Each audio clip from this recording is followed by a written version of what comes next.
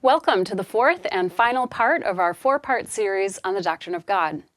We have already discussed divine attributes, the relation of God to the world, human knowledge of God on the one hand, and divine knowledge of the world on the other, and divine eternity. In this session, we'll talk about divine providence and human freedom, and we'll also touch on the problem of evil. My name is Shelli Poe, and I'm the pastor at Little River United Church of Christ in Annandale, Virginia. I have a PhD in religious studies from the University of Virginia and an MDiv from Princeton Theological Seminary.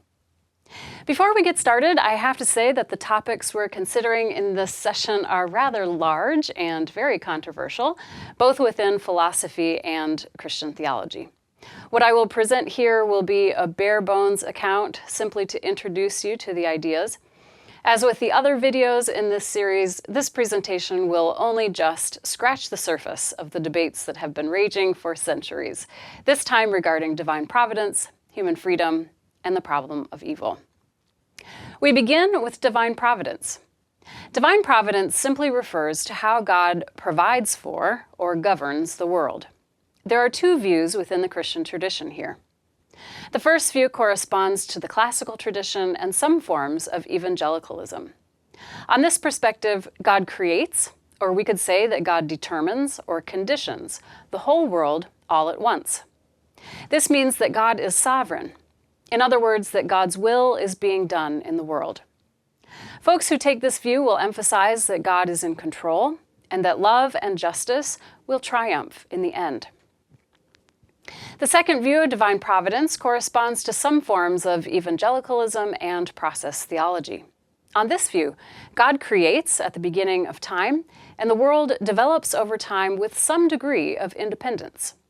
God's will is being done wherever goodness and love reign, but God's will is not being done where we find hate and injustice. There are two ways that this second view has been fleshed out. In some forms of evangelicalism, while God is viewed as greater or stronger than the enemy, which is conceived of as the devil, demons, and evil forces that exist on a spiritual level, human beings have to participate in fighting the enemy. They do so with prayer, faith, and action. On this view, if Christians fail to fight properly, there will be eternal consequences for individual humans, and there could be setbacks to achieving God's eventual triumph over evil. The second way to interpret divine providence on the view that God doesn't always get God's way corresponds to the process view. On this way of thinking, God creates the world and gives everything an initial aim, and then influences people and creatures as time goes on. Christians may hope that God's intentions for the world will win out eventually, but reality is very dependent on human choices. We can see already then how a consideration of divine providence is intertwined with human freedom. So we turn to that topic next. I will outline two views of human freedom, and they include compatibilism and libertarianism. Please note that we are not talking about political positions here, but philosophical views of human freedom. These two views are responding to or cohere with two views of the way the world works. So to introduce the dominant views of human freedom, I'll first introduce determinism. Determinism is the view that human behavior and all things in the world come about as a result of natural law and circumstance. Here, natural law is understood to be fixed rather than probabilistic, and all of existence is understood to be under the laws of nature. That is, no part of the world is not subject to the laws of nature. What this means is that the actual world that we have is the only world that we could have had, given the natural laws that are part of our world. One might think that determinism means that human beings don't make choices, or that human choices are not powerful enough to make things happen in the world. But determinism does not imply that humans do not make choices that have real effects. Determinism allows for the view that human choices and actions are part of the causal process involved in the world as a whole system. One might also think that determinism makes people into robots or inanimate objects that are just being pushed around or controlled from the outside. This, too, is not part of what it means to believe that the world is determined. One can believe that the world is determined and also believe that human beings have minds, making them very different creatures than inanimate objects. Moving on to our first view of human freedom. Compatibilism is the view that one can hold a deterministic view of the world and also believe that human beings have freedom. In other words, human freedom is compatible with determinism. For compatibilists, freedom means voluntariness. Humans have freedom if they voluntarily choose something. So on this view, if a person chooses something, they are acting freely. Putting together this view of human freedom with a deterministic understanding of the world, the idea is that people make choices as a result of their own circumstances and natural law. They make these choices freely, which is to say that they voluntarily choose to do what they are doing. And if they were put back in the same situation again, with their same history and circumstances, the same history of the world and the same laws of nature, in other words, if everything was exactly the same in the world up to that moment of decision, the person would choose the same thing again. The opposing view is called incompatibilism or libertarianism. For libertarians, human freedom is incompatible with determinism. They hold that humans have freedom, and freedom for them means the ability to do otherwise, or power to the contrary. In other words, if we took a person back to before they made a particular decision, and everything was exactly the same in the world up to that moment of decision, the person might choose something different than they did the first time. For libertarians, choices are only made freely if there is more than one possible outcome for any given choice. In other words, freedom requires the ability to have chosen something other than the option one actually chose. What this means is that for libertarians with regard to freedom, human beings are the ultimate causes of their own actions. In other words, human beings are like God insofar as both God and human beings begin causal sequences. For the libertarian, nothing causes human beings to choose one thing or another thing. They choose of themselves in an ultimate way. There's no cause other than the very person themselves, which stands behind the person's choice. In other words, on this view, human beings are first causes or ultimate causes. This means that at least some of the time, human beings create themselves. They make choices that determine themselves. Now, where things get really interesting is when discussions of divine providence and human freedom coincide in considering the problem of evil. I'm sure many of you have heard the problem of evil stated before. In short, the problem is that if God always intends and does the good, that is, if God is omnibenevolent, and if God is all-powerful or omnipotent, then it doesn't seem as though evil should exist. But evil does exist. So it would seem that God either is not omnibenevolent or God is not omnipotent. There are two broad responses to the problem of evil. The first view is to say that God is not responsible for sin and evil, but that human beings and evil forces are responsible for those. The second view is to say that God is, in fact, responsible for everything that exists in the world, including sin and evil. Let's turn to the first view, that God is not responsible for sin and evil, but that human beings and/or evil forces are to blame. There are at least three options within this view.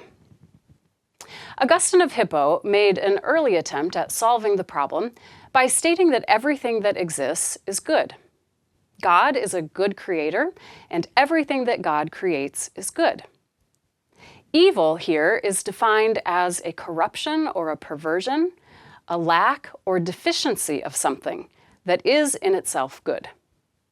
So for Augustine, evil doesn't really exist. It's just a lack of goodness, like darkness is the absence of light.